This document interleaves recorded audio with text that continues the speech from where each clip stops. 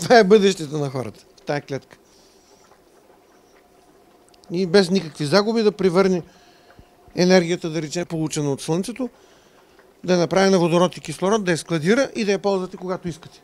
Да речем, цяло лято може да се ползва от Слънцето и през зимата да имаш, без да харчиш въобще от мрежата ток. Сега ще ви включа генератора, да видите как е първоначалният момент на образуването на газа. Старт. Преди 50-та година, от когато започва да се занимава с това Юлиан Върбанов. Той почва от 50-та година някъде.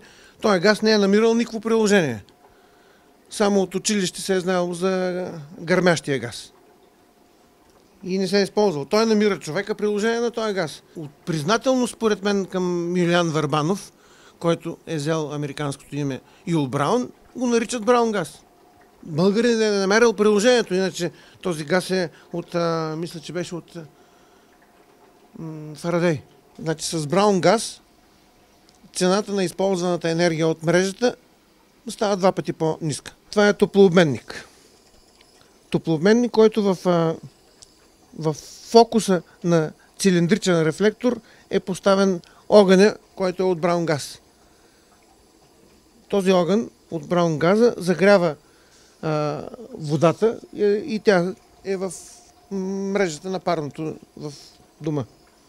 Значи отоплението на къщата с Браун газ излиза примерно за около 100 на квадрата излиза 250 лева. Това, всичкото, което го видяхте тук, е постигнато само за 1 година, като съм започнал от нула.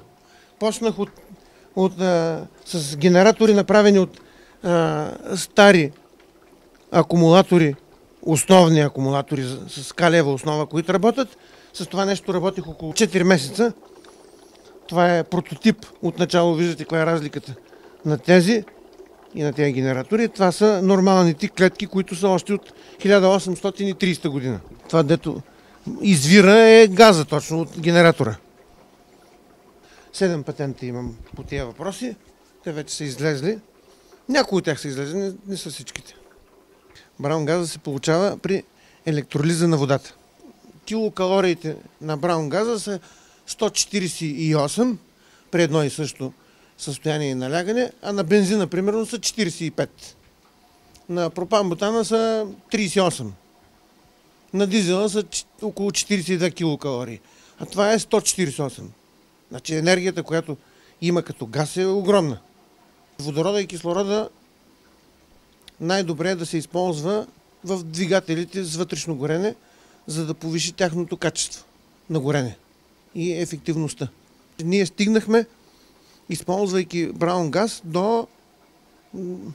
за един тир, да речем, 10 литра на 100 км икономия.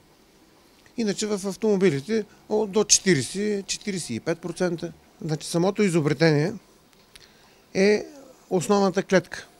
Клетката, която осигурява по-добра работа в общ басейн на плочите, които разлагат водата на водород и кислород.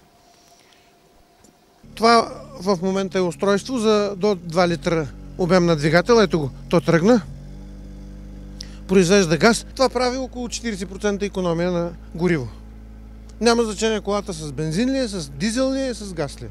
Значи това устройство го инсталирахме на Mercedes A класа, 1,7 литра дизелов двигател.